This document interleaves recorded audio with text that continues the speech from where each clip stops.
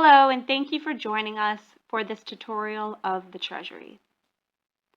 Today I'm going to walk you through how to make a new initial deposit into the Treasury via your COTI Pay Viper wallet. As you can see on the left-hand side, there is a new tab named Treasury that you'll want to go ahead and click.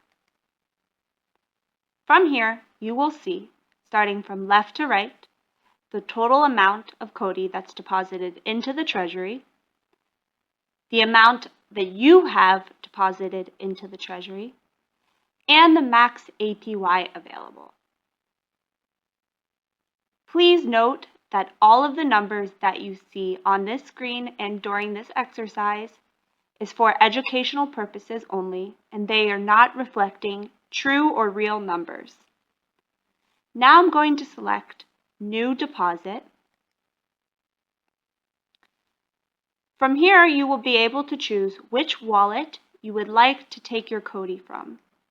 By default, it will always select Deposit from any address.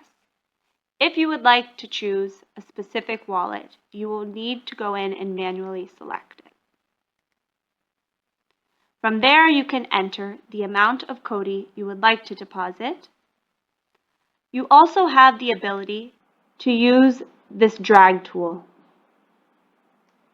Below that, you have the option to include or exclude the fees into the amount that you have selected. So for instance, I've selected 1,000 COTI.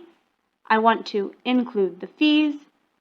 You can see down here that the total amount that will be deposited into the Treasury is 993.9 COTI. Moving along, let's discuss the multiplier. But before I discuss the multiplier, I would like to explain to you the health factor. The health factor is a number that indicates the state of the deposit, which can be healthy, in liquidation risk, or liquidation warning. A healthy deposit is anywhere from 2 to 1.3. A deposit with a liquidation warning is anywhere between 1.3 to 1. Any deposit that has a number below 1 is in risk of liquidation. Now for the multiplier. The multiplier is essentially multiplying your deposit. You can see that you have the option to choose a multiplier of 1 through 4. 1 is being the least risky. As you increase your multiplier, you will see that your APY also increases, but your health factor will decrease.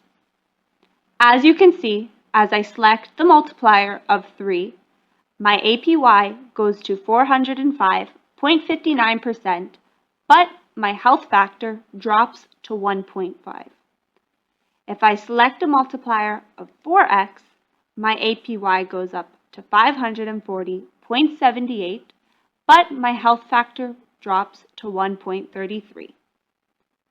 This is something that the user, you, will have to monitor if you decide to select a more risky deposit. Moving along to the lock period. So the lock period can also increase your APY. For instance, you can see if I click 30 days versus 60 days versus 90 days versus 120 days. If you decide to keep your deposit unlocked, there will be a minimal engagement period of 24 hours where you may not withdraw your deposit. Something else to keep in mind is, if you decide to lock your deposit, but would like to withdraw before the locking period is up, you will incur a fine to withdraw your deposit early, as well as forfeit all of accumulated rewards during this lock period. Below the lock period, you will see the Extend Lock Period button. By enabling this, this will extend your lock period by the amount of the original selected lock date time. Now, before we submit our deposit, we must go to the deposit review and make sure everything is accurate. Once you submit the deposit, you will not be able to change your multiplier or your locking period unless unlocked. So you'll see the deposit amount of 1,000 COTI, my multiplier of 4x, my locking period of 30 days. I've decided to extend my lock period. I have a health factor of 1.33, something I'll have to monitor. My APY is 574.75%. I see my treasury fees of 0.5% and the transaction fee of 0.2%, with a total amount of 993.9 COTI that will be deposited into the treasury. If everything looks good, go ahead, select New Deposit, and you will be redirected to the Deposit Request page.